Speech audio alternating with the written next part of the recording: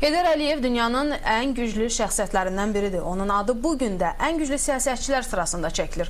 Onun çox sərt, bəzən vahiməyə salan baxışlarının arxasında isə yeri gələndə səmimi, bəzən zarafatçıl insan olduğunu bir sıra çəkilişlərdə görmək mümkündür. Elə sıradakı reportajda məhz belə görüntülər toplamışıq. Azərbaycan tarixində əvəzsiz rol oynayan görkəmli dövlət xadimi Heydər Əliyev şəxsiyyətinin dahiliyi təkcə onun siyasi xadim olmağı ilə bitmir. O, dünya siyasətçisi, əvəzolunmaz lider olmaqla yanaşı, həm də gözəl insan idi. O, böyüklərə qarşı nə qədər sərt və tələbkar olsa da, uşaqlara qarşı son dərəcə nəzakətli və mərhəmətli idi. O, uşaqları hədsiz sevir, hər birinə öz balası kimi yanaşırdı. Uşaqların təhsilinə, onların savadlı və cəmiyyət üçün yararlı olmalarına çalışırdı.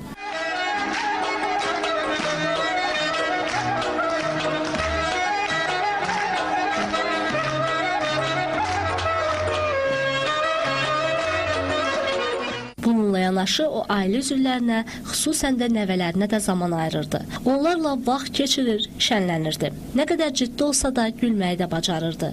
Onu ən çox güldürən isə Bakılı Oğlanlar komandasının şən zarafatları olmuşdu.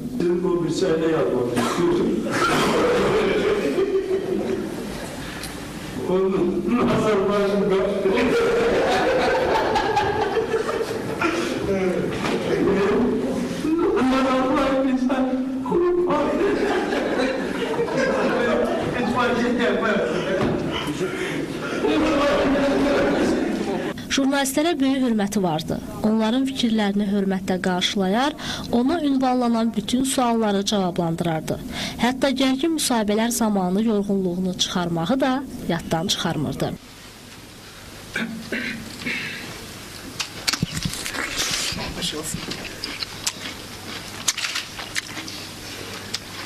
Ağzınızın suyu tökülmür. Afiyet olsun efendim. O sadə idi. Ürəyi istəyəndə piyano çalmağı, mahnı oxumağı da sevirdi.